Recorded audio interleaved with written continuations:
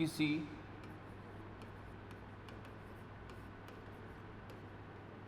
पृष्ठ पर विद्यमान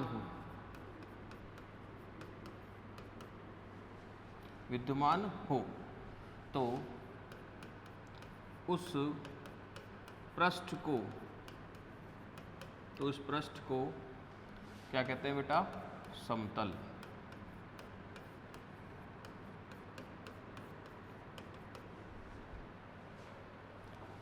If a line segment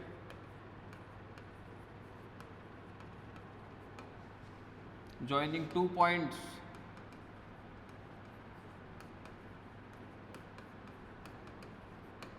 completely lies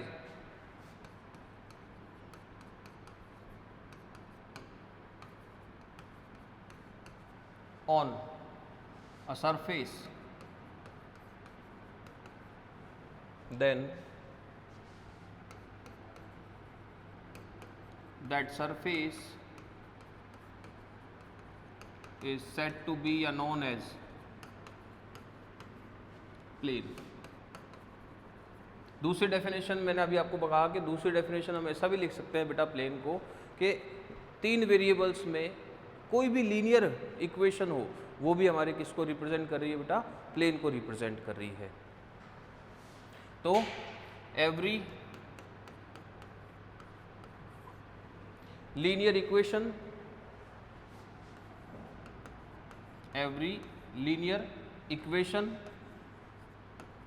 in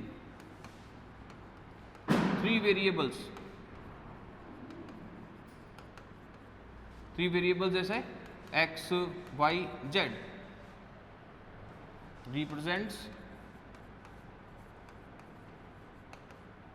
a plane। 3 चरों में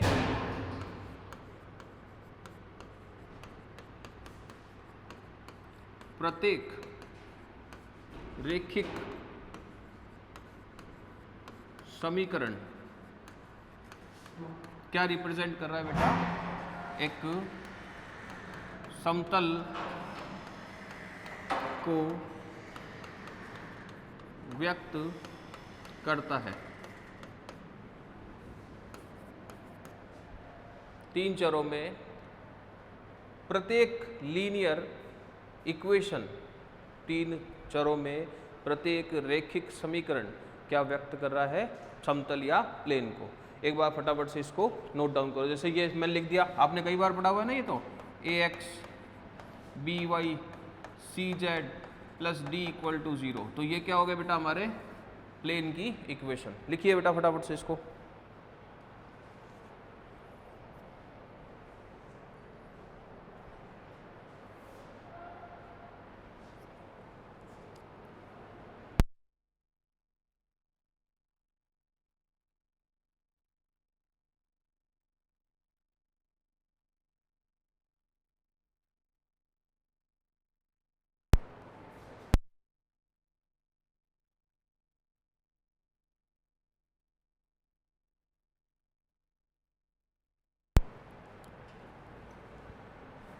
अब हम लिखते हैं हमारे पास जो कोऑर्डिनेट एक्सिस है x, y और z, जैसे हम कहें कि भाई ये एक्स ओ वाई प्लेन है, ये वाला वाई ओ जेड प्लेन है या जेड ओ वाई प्लेन है, ये वाला एक्स ओ जेड प्लेन है, तो इनकी भी तो इक्वेशन कुछ होगी। लिखते ना, कई बार प्लेन की इक्वेशन आ जाती है हमारे पास x बराबर 0, कई बार प्लेन की इक्वेशन आ जाती है y बराबर 0, कई बार हमारे पास प्लेन की इक्वेशन आ जाती है z बराबर 0। प्लेन मतलब समतल। तो फिर वहां पर अपन क्या करेंगे? हम तो सोचते हैं x बराबर 0, x बराबर 0 क्या है? ठीक है, तो x बराबर 0, y बराबर 0, z बराबर 0 भी क्या कर रहे हैं बेटा? हमारे प्लेन को रिप्रेजेंट कर रहे हैं। x बराबर 0 का क्या मतलब हो जाएगा? ये वाला plane y o z plane. कौन सा वाला plane? y o z plane. y बराबर 0 का क्या मतलब हो जाएगा, y बराबर 0 कहाँ होगा, इस वाले प्लेन में। कौन से प्लेन में बेटा, ये वाला अगर मैं प्लेन बना लूँ तो यहाँ पर क्या होगा, y बराबर 0। यहाँ अगर मैं प्लेन बना लूँ तो यहाँ पर क्या होगा, z बराबर 0। यहाँ कोई प्लेन बना लूँ तो यहाँ क्या होगा, x बराबर 0। समझ पा रहे हो आप बात को। तो हम ऐसा कह सकते हैं कि निर्देशी समतलों के समीकरण, अगली हेडिंग हमारी हो जाएगी निर्देशी जो हमारे समतल है उनका समीकरण।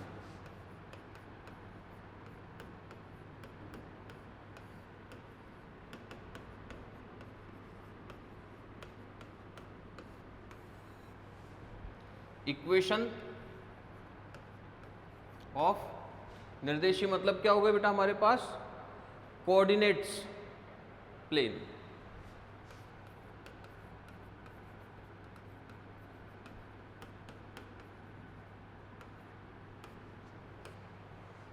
जैसे हम लिखना चाहते हैं x equation of X O Y plane,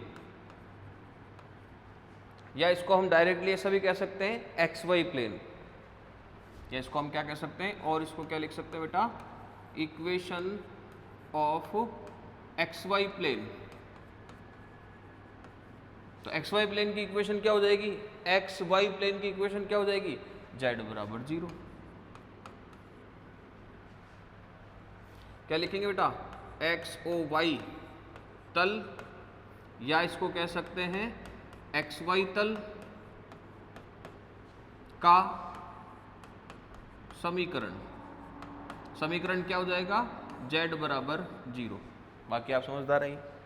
second हम लिख देंगे बेटा इक्वेशन ऑफ, कौन सा लिखे, एक्स ओ जेड लिख देते हैं, एक्स ओ जेड, और इसको कह सकते हैं बेटा एक्स जेड प्लेन। इसकी इक्वेशन क्या हो जाएगी, y इक्वल टू 0। इसकी इक्वेशन क्या हो जाएगी, y equal to 0। X O Z तल या एक्स जेड तल का समीकरण, समीकरण तो यही हो जाएगा y बराबर 0। और इसी तरह थर्ड अगर हम लिखना चाहें बेटा तो थर्ड क्या हो जाएगा, equation of X O Z हो गया, एक्स ओ वाई हो गया, तो कौन सा बचा, वाई ओ जेड, और इसको कह सकते हैं वाई जेड प्लेन। तो वाई ओ जेड या वाई जेड तल का समीकरण, इसका समीकरण क्या हो जाएगा बेटा, x बराबर 0। लिखे,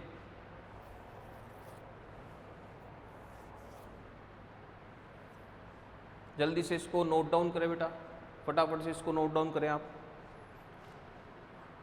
ये जो है ना आपको ये पीछा नहीं छोड़ेगा, अगर आप मैथ्स ले रहे हो तो ये आपका 2D 3D आपको पीछा नहीं छोड़ेगा बेटा, ये MSc तक में आपके काम आएगा। और ये इतनी छोटी छोटी टर्म्स हैं कि हमारे ज़्यादा तो काम में नहीं आती है ना, बहुत कम थोड़ी थोड़ी कभी कभी काम आती है, इस वजह से हम इनको भूलते जाते हैं। तो ऐसा पढ़ो कि हमेशा अपने दिमाग में रहे, है ना। इस तरह से कुछ कॉन्सेप्ट आप बनाओ खुद के, कुछ तरीके से ट्रिक वगैरह, जिससे आपको सब चीज़ें याद रहे।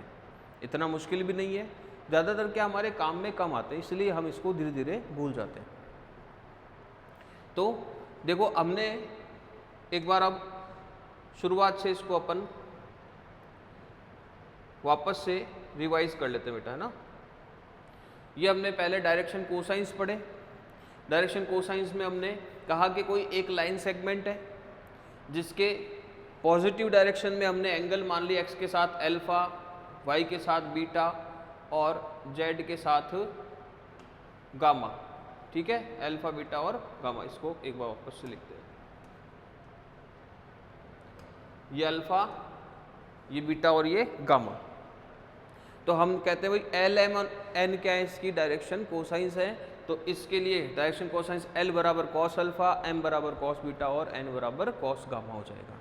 अगर हम बात करें बेटा कि हमें एक्स एक्सिस की डायरेक्शन कोसाइन लिखना है,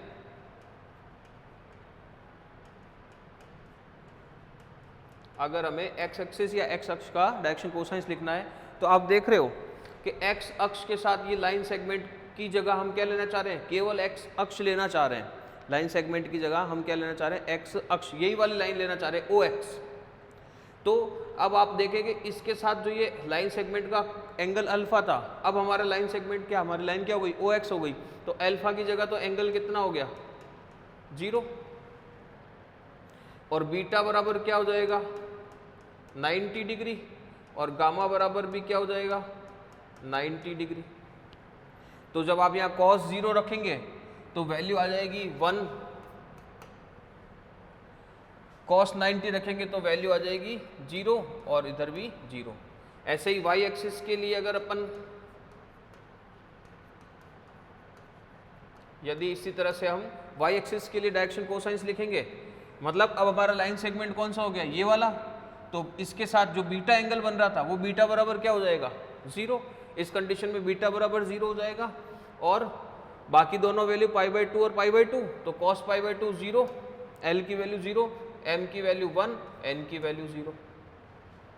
इसी तरह से बेटा, इसी तरह से अगर हम Z एक्सिस की लिखें डायरेक्शन कोसाइंस, तो आप मुझे बताओ, देखे सब समझदार हो, Z एक्सिस की क्या हो जाएगी, बिल्कुल सही, 0, 0 और 1। तो ऐसा भी हो सकता है कि एक नोट यहाँ लिख लेंगे अपन, याद आ गया, देखो एक नोट भी हम लिख सकते हैं कि अगर हमारे पास एलिमेंट डायरेक्शन कोसाइंस है तो -L, -M और -N भी क्या होगा, उसका डायरेक्शन कोसाइंस ही होंगे। समझ रहे हो बात को? तो ये आप नोट की तरह इसको लिख सकते हो बेटा। अगर LMN डायरेक्शन कोसाइंस है तो -L, -M और -N भी क्या होंगे, इसके डायरेक्शन कोसाइंस ही होंगे। दैट इज अगर आप इसके कोऑर्डिनेट LMN को 1, 1, 0, 0, 0, 1, 0, 0, 0, 1 लिख रहे हैं, तो इसकी जगह हम